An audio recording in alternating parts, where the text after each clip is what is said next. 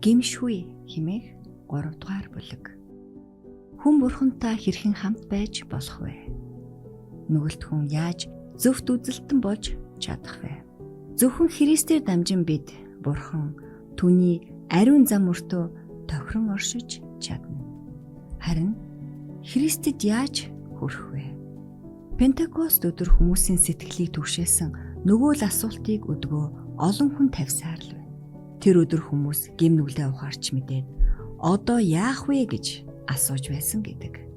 Петрийн хариулсан анхны үг нь гэмшигтэн гэсэн үг байжээ. Үлс 2:37-оос 38. Үүний дараахан бас нэг өдөр Петр гэмшцгээ нүглүүдээсээ салахын тулд эргэцгээ гэж хэлжээ. Үлс 3:19.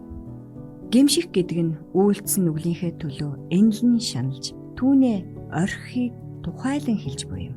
Бид нүглийн хор хөнөөлийг ухаарахгүй юм бол бид нүглээс салж чадахгүй.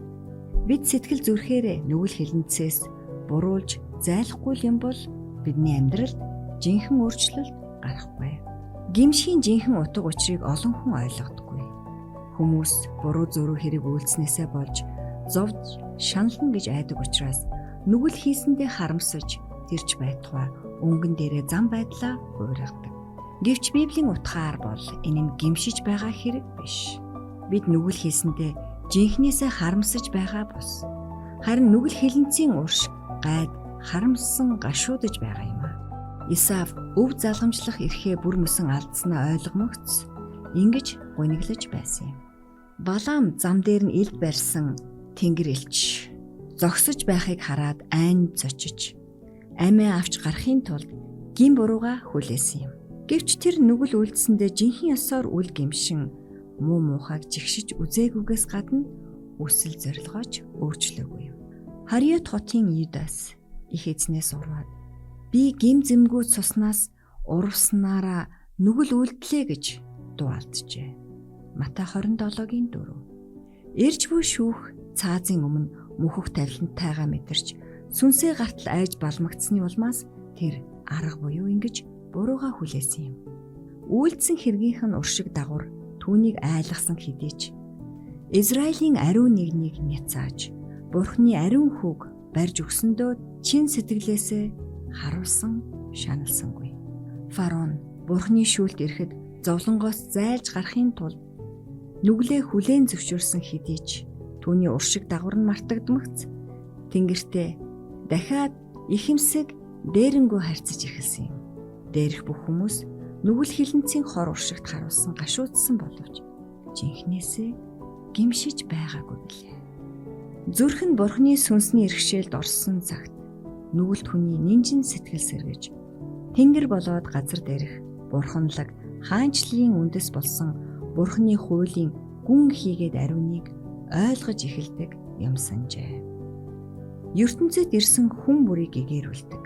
Тэрхүү гэрэл сэтгэлийн бөглүү гүйгүүлж харанхууд автсан нууцыг илчилэхэд нүгэлтэн сэтгэл оюунаараа өөрийнхөө гин бурууг ойлгох болно. Йохан 1:9. Тэр Яхова эзний зөвхт санааг хүлээн авч хүний сэтгэлийн бүхий л нууцуудыг мэдгч түүний дэргэд алдаа дутагдал бузар булаатайгаа зуралцаар байгаагаасаа айж имэ. Тэрээр Бурхны хайр, ариун ёсны гоо үзэмж, цэвэр сайхны баяр баясгалыг олж харна. Тэгээд Тэнгэр Бурхантай харьцахын тулд ариусаж, хуурхыг туйлаас эрмэлзэнэ. Нүгэл үйлдсэний дараах Давидын залбирал нь жинхэнэ ёсоор гэмшин харуулцсны жишээ юм аа. Түүний гэмшил гүнзгий бөгөөд чин сэтгэлийнх байсан юм. Тэрээр гин бурууга зөөлөх гэж оролдоогүй. Өөртөө тулгарсан яш шитгэлээс зайлсхийлхийн тулд ч залбираагүй билээ. Давид бузар мухаа гэмт хэрэг үйлдсэнээ хор муу санаа өвөрлөж явснаа ухаарч нүгэл хилэнцээ үнэн хүү жигшиж байсан. Тэр зөвхөн уучлал гуйх гэж залбираагүй, бас сэтгэл зүрхээ ариусгах гэж залбирсан юм. Тэрээр ариун амьдралын баяр баясгалан эдэлж Бурхантай эв зохицол харилцаа холбоогоо сэргийх гэж туйлаас эрмэлзсэн билээ. Давид туулж өнгөрүүлснээ санан Сэтгэл зүрхнийхээ угаас ямар үг хэлснийг сонсцгоо. Алдаа зөрчил нь уучлагдсан бөгөөд нүгэл нь далдлагдсан нэгэн юу та ёроолтой вэ? Эзэнд гэмтэн гэж үл тооцогддог бөгөөд сүнсэндээ залмихгүй хүн юу та ёроолтой вэ? Бурхан өөрийн хайр инэрлийнхээ дагуу намайг нэгүүлсэж, өөрийн өршөөлийн агуу байдлын дагуу миний алдаа зөрчлийг арилгаач. Учир нь би алдаа зөрчлөө мэдэх бөгөөд миний нүгэл үргэлж миний өмнө байдаг. Намайг хисопор цэвэршүүлээч. Тэгвэл би цэвэр болно. Намайг угаагаач. Тэгвэл би цаснаас цагаан болно. Бурхан, миний дотор цэвэр зүрхийг бүтээж, миний дотор зөв сүнсийг шинчлээч. Өөрийн оршихугаас намайг бүү холдуулаач. Өөрийн ариун сүнсийг надаас бүү аваач. Авралынхаа баяр баясгаланг надад сэргээн өгч, хүслэнд сүнсээр намайг тэтгэж. Бурхан, миний авралын Бурхан, намайг цусны буруугаас авраач. Тэгвэл хэл минь таны зөв шударгыг баясгалантайгаар дуулнаа. Дуулал 51:1-14. Бид өөрийнхөө хүчээр ингэж нүглээ наманчилж чадахгүй юм. Өндөрлөгт гарч хүмүүст ивэл хүртээсэн Христээс л ийм наманчлалыг хүртэж болно. Жохомхөө энэ асуудлаар олон хүн төрөлддөг. Иймээс ч Христийн тэдэнд үзүүлэх гэсэн тусламжийг хүлээн авч чаддаггүй юм. Тэд урдаар гэмшихгүй юм бол Христэд хүрч чадахгүй. Гэмшил, наманчлал нь тэдний нүгэл хилэнцгийг уучлах зам мөрийг засаж бэлтгэдэг юм шиг санагддаг байна. Үнэн дээр нүглийг нь уучлахаас өмнө хүн гэмшдэг. Энэ бол аргагүй зөв. Учир нь гутарч гэмшсэн сэтгэл зүрхэл аврагчийг өгүүлэн нэгдэг. Харин нүгэлтэн дараа нь Есүст очихын тулд гэмшлэлээ хүлээх ёстой юм болов уу? Гэмшил нь нүгэлтнийг аврагчаас тусгаарлах хоригсаад болох учиртай гэж юу? Нүгэлт хүн Христийн эцэж туйлдсан хүнд дарамт өрсөн хүмүүсээ бүгд над руу ир, би та нарт амралтыг өгье гэсэн уриалгыг хүлээн авахаас өмнө нүглээ намжлах ёстой гэж Библи сургаагүй гэлээ. Матай 11:28. Жинхэнэ гэмшилд Христээс их сурвалжтай хүчил хүргэдэг шүү дээ. Петр үнийг Израильчуудад хандаж хэлсэн үгэндээ тайлбарлсан. Нүглүүдийг уучлах, Израильд гэмшлийг сойрхохын тулд Бурхан түүнийг баруун гарынхаа захирагч мөн аврагчаар өргөмжилсөн. Үйлс 5:31. Бид нинжин сэтгэлийг сэргээгч Христийн ариун сүнсгүйгээр гэмшиж чадахгүй адил Христийн оролцоогүйгээр өршөөлийг мөн хүртэж чадахгүй. Христ бол альва үлзий буйнд оргил тэмүүллийн их сурвалж мөн. Жохомхөө Христэл биднийг нүгэл хилэнцгийг жигших сэтгэлтэй болгож чадна. Үнэн хийгээд ариун ёсон тэмүүлсэн альва тэмүүлэл нь нүгэлт байдлаа ухамсарлууга нэгэн адил. Түүний ариун сүнс бидний зүрх сэтгэл нөлөөлж буйг гэрчлэн харуулж байна. Есүс хэр би газраас өргөгдвөл бүх хүнийг өөртөө татна хэмээн айлдсан. Иохан 12:32. Нүгэлт хүнд Христ хорвоогийн нүглийг цагаатгахын тулд нас барсан аврагчийн дүрээр тодрон ойлгогдох ёстой. Гэвч бид Голготын загалмаад тэлүүлж хадагдсан Бурхны хургийг хараад гим нүглээсээ чөлөөлөгдөн аврагдаж болох нууцыг улам сайн ойлгож эхэлнэ. Тэгээд Бурхны ивэл биднийг нүглээ наманчлан гэмшихэд хөтлөнө. Христ нүгэлтэн олныг аврахын тулд амь насаа золиосолж зөөрлөхийн аргагүй гүн их хайр инэрлээ илчилсэн билээ. Энэ хайр инэрлийг нүгэлт хүн ойлгомогц, толд зүрх нь уярч ухаан бодол нь гэгэрч түүнд гэмших сэтгэл төрдөг юм. Христэд итгэхээс өмнө зарим хүмүүс нүгэлтэй амьдралаасаа ичиж аль нэг булаа муу дадал зуршлаасаа өөрсдөө орхих нь бий. Гэхдээ улам сайн болох гэсэн альва оролдлого, сайн сайхныг хийх гэсэн тэдний чин хүсэл нь үнэн хэрэгтээ тэднийг өөртөө татаж буй Христийн хүч чадлын илрэл юм. Тэдний мэдэрч ухамсарлахгүй байгаа энэ хүч нөлөө нь сэтгэл оюунд хүрч, нинжин сэтгэлийг сэргээн амьдралыг мэдгэдхүйц өөрчлөн сайжруулдаг байна. Хүмүүсийн гин нүглийн төлөө тэлүүлж хадагдсанаа ойлгуулахын тулд Христ өөрийнхөө загалмайг хүлээн авах сэтгэлийг тэдэнд төрүүлдэг юм. Чингэхэд тэдний өмнө түүний сургаал нэгдэж, урдын бузар булан амьдрал нь илэрхий харагдан, гим нүгэл сэтгэл зүрхэнд нь үндэс язоороо хичнээн гүнзгий шигтгсэнийг тэд мэдэрч авдаг байна. Тэд Христийн зөвхт үзлийг зах зухаас нь ойлгож эхлээд гим нүгэлд өртсөн хүн бүхнийг цагаатгахад хичнээн их үндсэн шаардагдсан юм бол нүгэл гэдэг чухам юу юм бэ? Бид бүхнийг өөхөхгүй мөнхөд амьдрах хувьтай болгохын тулд хичнээн их хайр инрэл, шаналл, доромжлол шаардагдсан юм болоо. Бурхан бидэнд ийм их хайртай гэж юу? Химэн дуу алдаг аж. Нүгэлт хүн энэ хайр инрэл Христ рүү татаж байгаа энэ хүчийг эсэргүүцэж болно. Гэвч хэрэв тэр эсэргүүцэхгүй бол Есүст заавал татагдана. Тэд авралын төлөвлөгөөг ойлгож, Бурхны хайртгууд өчнөөн их гай зовлон учруулсан гим нүглээ намжлахаар загалмайн хүлд хурж ирнэ. Байгаль ертөнцийн хамаг юмсыг маш уран эвлэг бүтээж өгсөн өнөөх Тэнгэрлэг ухаан хүн ардад хандан тэдний сэтгэл зүрхэнд илэрхийлэх үе бэр хүсэл тэмүүллийг ориулуулж байна. Энэ дэлхий дээр юу ч тэр хүслэн хангаж чадахгүй. Харин Бурхны сүнс амар амгалангийн их сурвалж болсон Христийн ивэлийг эрж хайхыг тэдэнд уриалж байна. Бидний аврагч үзэгдэх үл үзэгдэх хүч нөлөөгөөр дамжуулан сэтгэлийг үл хангах нүгэлт зугаа цэнгэлээс хүмүүсийг холдуулж анхаарлыг нь түүн дотор олж болох үе олон давуу зүйлд хандуулахыг байнга оролдож байдаг юм. Энэ хорвоогийн химхэрхий усан сангаас хандлаа авахыг дэмийл оролдож буй бүхэнд хандсан Бурхны мэдээнд цангасан нэг нь эрэг, хүссэн нэг нь амийн усыг үнгүй аваг хэмээн өгүүлжээ. Илчлэлт 22:17.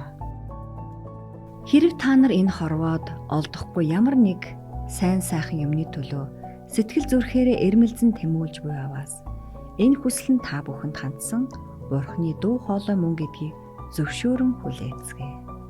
Түүнээс та нарын гин нүглийг уучилж Христийн химжээлшгүй хайр болон түүний төгөлдөр ариун чанарыг нээн өгөхийг уйцгаа. Бурхан болоод хүнийг хайрлах ёстой гэсэн Бурханы хуулийн зарчмууд аврагчийн амьдралд төгс тусгалаа олжээ. Ариун хайр сайн үйлсээр түүний амьдрал дүүрэн байлаа. Түүнийг бид бишрэн харах, аврагчаас цацрах гэрэл гэгээ бидний гэрэлтүүлэх үед л бид өөрснийхөө нүгэл хэлэнц гин бурууг олж хардаг. Никодимын нэгэн адил зөв амьдарч ёс бус үйлдэл хийхгүй байна. Тиймээс бидэнд бусад нүгэлтнүүд шиг Бурхны өмнө зүрхээ номготгох хэрэг алга гэсэн бодлоор бид өөрсдийгөө хуурч байж болох юм. Тэгвэл зөвхөн Христээс цацрах гэрэл гэгэнд л бид сэтгэл зүрхнийхээ хамаг гин бурууг харж бидний үйлдэл бүхэн хуваа хичээх, Бурхан тэрслэх явдлаар бузарлагдсан гэдгийг ойлгож чадна. Бидний ариун ёс үнэн хэрэг дээрээ хэр буртаг болсон хувцастай адил. Гагцхүү Христийн цусал нүглийн бузраас биднийг цэвэрлэж, бидний сэтгэл зүрхийг түүний жишээгээр шинчилж чадна гэдгийг бид ухамсарлах болно. Хүмүүсийн зам байдлын хар тоолог бүрийг тов тодоор илрүүлэн үзүүлэхэд Бурхны суу алдрын ганцхан туяа Христийн сэтгэлд шингэсэн ариун чанарын ганцхан гэлбал хангалттай бөгөөд нүгэлт хүнд өөрийнх нь муу хүсэл, атгах санаа, бузар үг ил болдог байна. Тэр өөрийн тэрслүү үйлдэлээрээ Бурхны хуулийг өдөөн дайрснаа олж хардаг. Түүний зүрх Бурхны сүнсний нөлөөнд автаж бадслан өвдөх ажээ. Христийн ариун сайхан зан төрхийг бодоход хүнд өөрөө өөрийгөө жигших сэтгэл төрдөг байна. Зүнч мэргэн Даниэл өөрт нь илгээсэн Тэнгэрийн зарлахын сүр хүчийг хараад өөрийнхөө сул дорой төгс төгөлдөр бус байдлаа мэдэрч сэтгэлээр унжээ. Тэр гайхамшигт үзэгдлийг харах үед төрсөн сэтгэлдээ илэрхийлж Даниэл: "Миний дотор таймер тэнхээ алга болж, царай минь өнгө алдан зэвхэрч надад хүч чадал үлдсэнгүй" гэжээ. Даниэл 18. Ийм нөлөөнд орсон хүн хувиа бодох, хар амиа хичээх явдлыг үзэн ядаж, Христийн зөвхт байдлыг даган Бурхны хууль болон Христийн зан чанарт нь тохирохоор сэтгэлээ ариусгахыг эрмэлзэх болно. Номлогч Паул өөрийнхөө тухай хэлэхдээ: "Хууль дахь зөвхт байдлаар тооцвол зөвхөн гаднах үйлдэл авч үзэх юм бол гэмзэмгүй байв" гэжээ. Филиппой 3:6. Гэвч тэрээр уг хуулийн дотоод сүнслэг утгыг нь ойлгоод ирэхлээрээ өөрийгөө нүгэлтэн гэдгийг олж харсан. Хүмүүсийн заншснаар хуулийн үг үсгийг зөвхөн илт үйлдэлд хамааруулах юм бол хууль нүглийг цээрэлдэг хүний тоонд орох байв. Харин тэр ариун сургаалын гүн учрыг нь ойлгож өөрийгөө Бурхны нүдээр харж арга буюу нүглээ хүлээн гэмших болсон юм. Паул энэ тухай: "Нэгэн цагт би хуйлгүйгээр амьдарч байв. Харин Бурхны тушаал ирснээр нүглэн амьдарч бий өгсөн" хэмээн зөөрлөж хэлжээ. Ром 7:9. Тэрбээр Бурхны хуулийн оюунлаг чанарыг ойлгомогц, түүний гим нүгэл нь жинхэнэ ой гутам жигшүүртэй байдлаараа тодорч, бие тоосон зан нь ор мөргүй алга болжээ. Бурхан бүх нүглийг адилхан хэмжээтэй гэж үздэггүй. Бурхан хүмүүсийн адил гин буруугийн зэрэг хэмжээг янз янзаар цэгэндэг боловч Бурхны мэлмид ямар ч нүгэл өчүүхэн төдий харагддаггүй. Хүний дүгнэлт сэтгэмж алаг цоог бөгөөд төгс төгөлдөр биш. Харин Бурхан юм бүхнийг жинхэнэ байгаагаар нь шүүн тунгаана. Аригчин жигшицгээж нүглэн деваажинд очиход саад тотгор болно доо гэж түүнд хэлдэг мөртлөө бардам зам, харам сэтгэл, хувиа бодох явдлыг ихэнхдээ буруу шааж зэмлэлгүй өнгөрөөдөг. Гэтэл чухамхүү эдгээр нүгэл нь Бурхны инэрэнгүү сэтгэл болоод цөвтөж үлд оройтох орчлон даяар ноёрхогч тэрхүү ариун хайр ивэлд эрс харшлах тул түүний хувьд маш доромжлонгуй байдаг. Айхтар нүгэл үлдсэн хүн ичиж, зовж, өөрийнхөө арчаагүй доройг ухаарч Христийн ивэлийг өгүүлж болох юм. Харин бардам зантаа хүнд хэрэгцээтэй юм гэж юу ч байхгүй. Тийм болохоор зүрх сэтгэл нь Христ болон түүний тоо томшгүй өршөөл ивэлийг мэдрэх боломжгүй байдаг. Өөрийнхөө туйлын хүний мөсгүй гэж боддог нэгэн байсан хөөрхий татвар хураагч: "Бурхан минь нүгэлт намайг өршөөгөөч" хэмээн залбирч байв. Луг 18:13. Мөн ойр тойрных нь ч түүнд тийм ханддаг байжээ. Гэвч тэр өөрийн хэрэгцээ шаардлагыг мэдрэн гин буруу, ичгүүр сонжуурынхаа дарамтанд туйлдаж гүйцээд Бурхны өмнө очиж түүнээс өршөөл иржээ. Тэрээр нүглийн иргэшээлээс чөлөөлөгч Бурхны сүнсний ивэлийг хүлээж авахд бэлэн байв. Тэгвэл Фарисей хүний зөвхт үзлээрээ гайхуулсан бардам залбирал нь түүний зүрх ариун сүнсний хүч нөлөөг хааж бүг гэрчлэнэ. Тэрээр Бурханаас хол хүндий байсан учраас өөрийнх нь мөхс байдал бурханлаг ариун чанарт харшлахыг эс ухаарчээ. Тэр Бурханаас тусламж хүсээгүй бөгөөд аваагүй юм. Нэгэнт та нар гэм нүглээ ойлгож ухаарвас сайн хүн болохоо битгий хүлээцгээ. Маш олон хүн Христэд хүрэхэд өөрсдийгөө учир дутагдaltaй гэж үздэг. Та нар өөрсдийнхөө хүчин чармаалтаар засарч сайжирна гэж найдаж байна уу? Этиоп хүн арьсаа эрвэс толбоо өөрчилж чадах уу? Мөөг үлдэж зуршсан чи бас сайныг үлдэж чаднаа. Иремая 13:23. Бидэнд ганцхан Бурхан л туслана. Илүү үнэмшилтэй баримтсэл, илүү ариун ёс суртахуун, илүү тааламжтай боломж бий болохыг бид хүлээж суух ёсгүй. Бид өөрсдөө юу ч хийж чадахгүй. Бид ямар байна? Тэд хэвээрэл Христэд хүрэх ёстой. Гэхдээ Бурхан өөрийнхөө агуу их хайр инэрлэр түүний ивэлийг огоордог хүмүүсийг ч аварна гэж хинж битгий хууртагтаасан. Нүглийн туйлын бузар булааг Голготын загалмаа дээрх өргөлөөр л дамжин ойлгож байна. Хэрв хэн нэгэн хүн Бурхан нүгэлтэн бүрийг хэлтрүүлэх өрөвт сэтгэлтэй гэж бодож байгаа бол Голготыг харагдав. Хүмүүнийг аврах өөр арга зам байгаагүй. Ийм өргөл өргөхгүй бол хүн төрлөختн нүглийн гутамшигч хүчнээс ангижирч ариун юмстай холбоо харилцаагаа сэргээж чадахгүй байсан учраас л Христ нүгэлтэн олны гин бурууг өөртөө өрж хүмүүсийг сүнслэг амьдралаар дахин амьдарч эхлээсэ гэсэндээ тэдний төлөө зовлон эдэлсэн юм. Бурхны хүүгийн хайр зовлон болоод үхлэн нүглийн аимшигыг илрүүлж Христийг итгэн дагаж гэмээн нүглийн иргэшээлээс ангижирч илүү сүнслэг амьдарч болно гэдгийг гэрчилж байна. Заримдаа нүглээ намжлах хүсэлгүй хүмүүс Христэд итгэгчдийг зааж би тэднээс доргүй. Ам бие үл хайрлах зүтгэл ухаан овсгоо эрхэмсэх чанараараа надаас дээрдэд байх юм алга. Надтай л адилхан жаргаж өөрсдийгөө цэнгүүлж яваг хэмээн ярих нь би. Ийхүүтэд бусдын дутагдлыг өөрсдийнхөө алмаа амирлангуйг зөвтгөхөд ашигладаг байна. Гэвч эзэн Бурхан бидэнд алдаж ундаг, нүгчд төгсдөг хүнийг биш. Огт гимгүй ариун Бурхны хүү үлгэр жишээ болгон үзүүлсэн учраас бусдын нүгэл хийгээд алдаа дутагдал бидэнд уучлал болж чадахгүй. Христэд итгэгчийн зохисгүй байдлыг адлаад байгаа хүмүүс өөрсдийнхөө амьдралаар үлэмд сайн үлгэр дуурайлал үзүүлэх ёстой. Хэрвээ тэд Христэд итгэгч ямар байх ёстойг тийм сайн ойлгодог гэж бодож байгаа бол энэ нь тэдний өөрсдийнх нь гин бурууг зузаатгах юм биш байз. Тэд буйны цагаан мөрөөр хэрхэн амьдрахыг мэддэг мөртлөө тийхүү амьдрахаас татгалздаг. Алгуурлах осолтой. Бурхны өмнө гимших явдлыг хойш бүү тавьцгаа. Мянган хүн мөнхийн амийг үл хүртэх энэ алдааг гаргадаг. Христтэй холбоо тогтоож сэтгэлийн ариуслаа ирж олцгоо. Амьдрал богино бөгөөд тодорхойгүй байдгийг энд нурших нь илүүц буйзаа. Гэвч олон хүний дутуу дулмиг ойлгодог нэгэн аюултын тухай дуугүй өнгөрч болохгүй. Тэр нь нүгэл хилэнцээс ангижирцгаа гэсэн Бурхны ариун сүнсний үрээг нин даруй дагахыг хүмүүс хүсдэггүйд л оршноо. Нүгэл хичнээн өчүүхэн байлаач түүнийг өөгшүүлэгч үрд баларах аюултай. Бидний дийлээгүн эцсийн дүнд биднийг ялж хөнөөнө.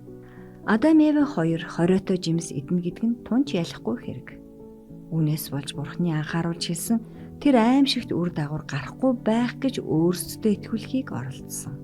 Гэтэл энэ ялимгүй хэрэг нь Бурхны хэлбэрлэлтгүй ариун хуулийг зөрчсөн явдал байсан юм.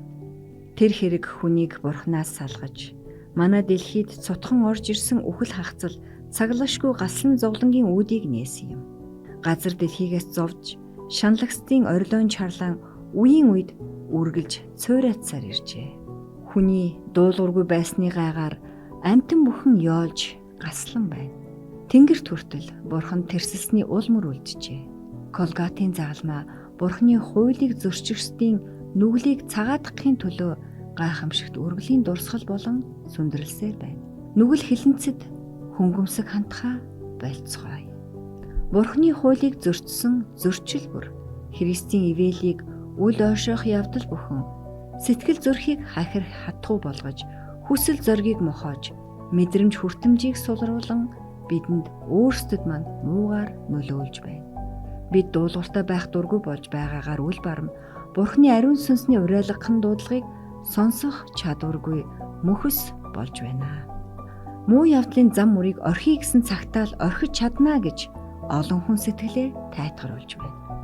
Тэд Бурхны энэрэнгүй дуудлагыг үл ойшоолооч гэсэн тэр дуудлагыг ахин дахин хүлээн авч болох мэт сандаг ажээ. Тэд амьдрах хугацаанд ивэлийн сүнсийг гомдоож сатаны талд орсон ч туйлын аюултай үед өгөхөд зам мөрөө өөрчилж болно гэж боддог юм. Гэвч ингэхэд тийм амар биш ээ. Нүгэлт амьдрал хүмүүсийн зам төрхийг буруу төлөвшүүлж чадах учраас хожим нь цөөн хідэн хүндэл Христтэй ижилсэх хүсэл төрж болох юм аа. Зам байдлын нэгээхэн дорой шинж сэтгэл зүрхэндээ тээж явдаг нэгээхэн нүгэлт хүслэнч эцсийн эцэст баярт мэдээний хүчийг үгүй хийдэг юм. Нүгэл хилэнцэд элдвээр тал засах явдал санаа сэтгэлийг Бурханаас холдуулна. Тэнгэрлэг үнэнд зориуд үл итгэх, хүүтэн цэвдэг, тоомсоргүй хандсан хүн эцсийн дүнд өөдөө хайсан чулуу өөрийн толгой дээр унахыг үзнэ. Цэцэн Соломон нүгэлт хүн төрлөختөн өөрийнхөө нүгэл хилэнцийн уяанд хүлээстэй байх аж гэж хэлсэн байдаг. Сургаалт үгс 5:22. Библийн номноо үүнээс илүү муу үйлсд хүн хүмсэг хандах явдлаас ноцтой сэрэмжлүүлсэн сургамж алга. Христ биднийг нүглээс ангижруулахад бэлэн байдаг боловч тэр хүслээ бидэнд хүчээр хизээж тулгадаггүй.